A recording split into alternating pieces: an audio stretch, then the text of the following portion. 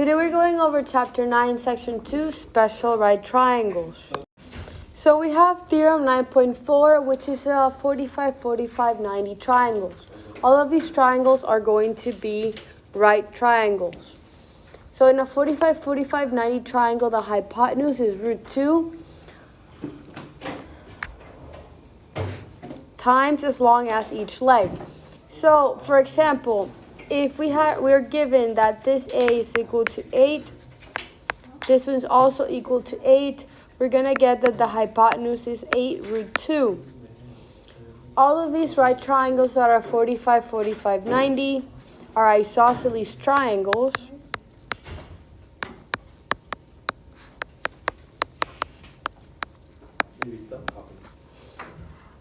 And for these type of triangles, you only need to give in one side to find the other two. Because these two are congruent legs,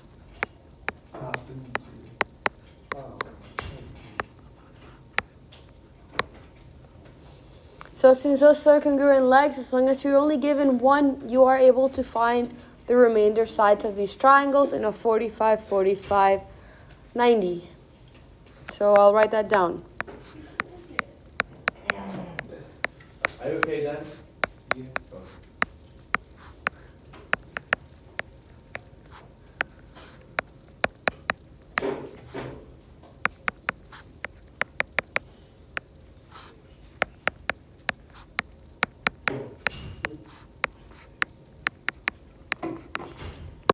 So here we have example 1.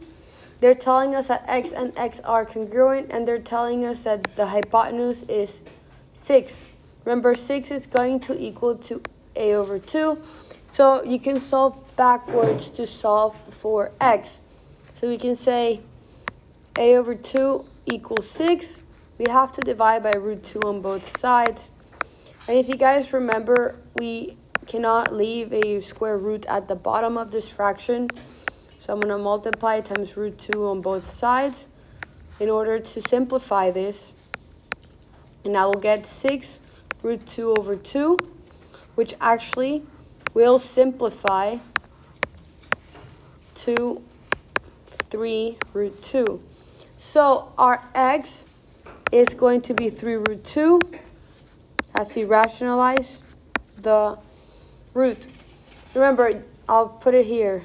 Remember to rationalize. You need to rationalize.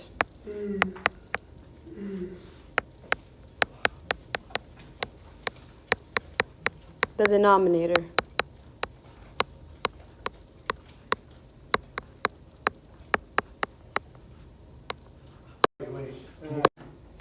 So we have theorem 9.5. This is a 30, 60, 90 triangle. Again, another right triangle. In a 30, 60, 90 triangle, the hypotenuse is twice as long as the shortest leg, and the longer leg is root 3 times as long as the shortest leg. So if you guys can see, we have A for the shortest leg, 2A for the hypotenuse, and for the medium-sized leg, we have a root 3. How do you always identify this? It's based on the opposite. So opposite angle of 30 is always the shortest. Opposite of 60 is always a root 3. The opposite of the 90 is always double the small one. If you guys just memorize the relationship, it's going to be a lot easier. I would recommend you to memorize the relationship. You're going to need this.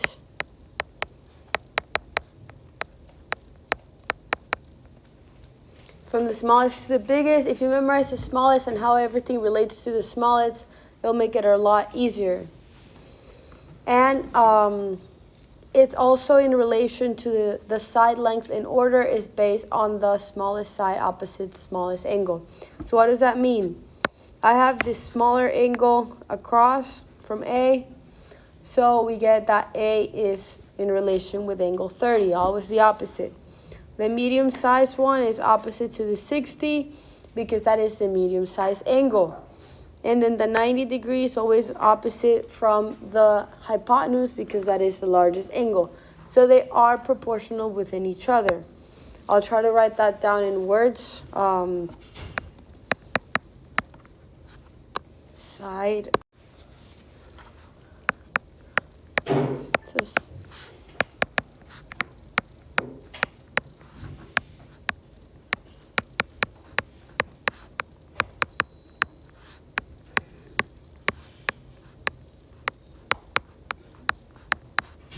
So if you're ever given one side and the angles, you should be able to find the others based on their relationship as they are opposite to their respective angles. So smallest side is opposite to the smallest angle, medium side opposite to the medium angle, and largest side opposite to the largest angle.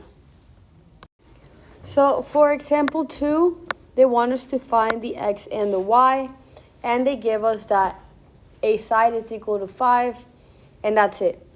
Now, we know that this is a 30, 60, 90 triangle, so I can fill in that this is the 30.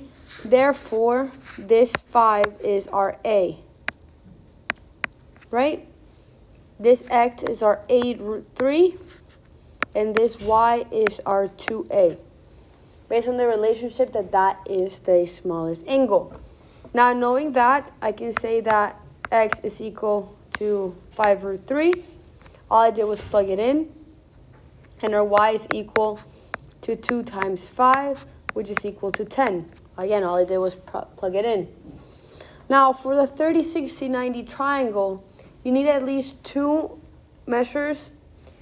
angle measures. Here we have the 90 and the 60, so we know that the third one is 30, which is how we were able to figure it out. I'll write that down. So for the 30, 60, 90 triangle, you need at least two angle measures. And in this example, we have the angle 90 given to us and the angle 60 given to us. So that's how we know that 30 degrees is the remainder angle.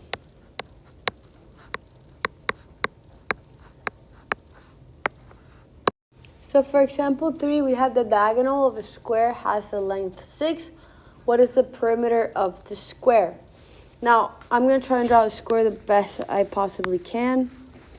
Now, obviously, that came out terrible, but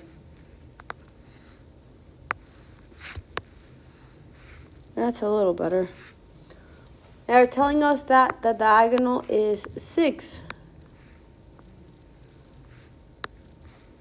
Now keep in mind that the perimeter or the square, the sides are all going to be congruent.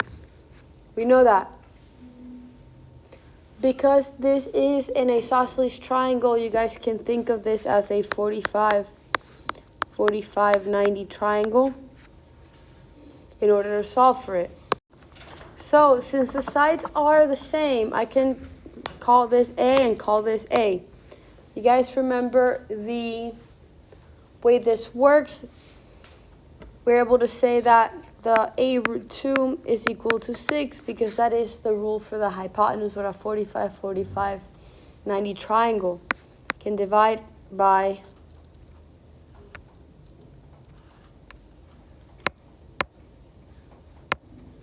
√2 on both sides. And I have to rationalize this √2 as leaving a square root at the bottom is not good in math. So we're left with 6√2 over 2. Again, this simplifies to 3. And it's 3√2. Now we found A, but that's not what they're asking. They're asking us for the perimeter. So you can either do 3√2 plus 3√2 plus 3√2 plus 3√2. Or you can do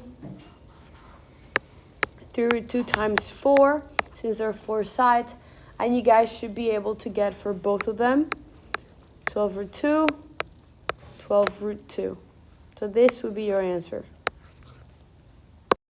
So for example 4, it's saying an equilateral triangle has an altitude length of 5. Find the perimeter of the triangle.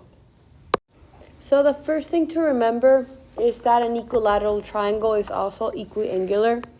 So when drawn to the best of my abilities, all of these angles are going to be 60 degrees.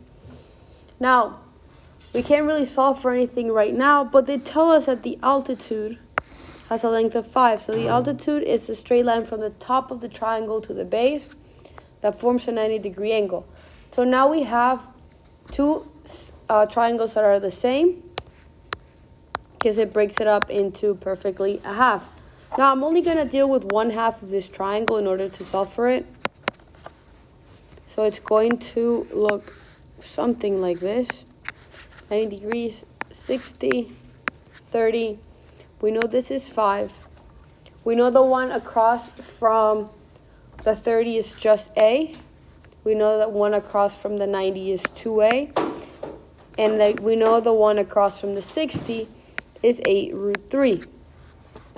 Now, in order to find A, we're going to have to do 8 root 3 is equal to 5. Divide by root 3 on both sides. And we're left with A is equal to 5 over root 3. Again, we have to rationalize this. And it's going to leave us with 5 root 3 over 3. So we found our A. That is this part right here. And our 2A would be, we're going to do 2 times 5 root 3 over 3. That's going to give us 10 root 3 over 3. So we have our 2A, 10 root 3 over 3. Our A as 5 root 3 over 3. But again, that's not what they're asking you. They're asking you for the perimeter. Now, since all of the sides of an equilateral triangle are the same, and a hypotenuse is 10 root 3 over 3, I can just multiply it times 3. So for the perimeter, I'm going to do 10 root 3 over 3 times 3. And I'm going to be able to cross-simplify these. And I will get that the perimeter is just 10 root 3. So this will be our final answer. You guys do have homework on big ideas, but that's it for today's notes.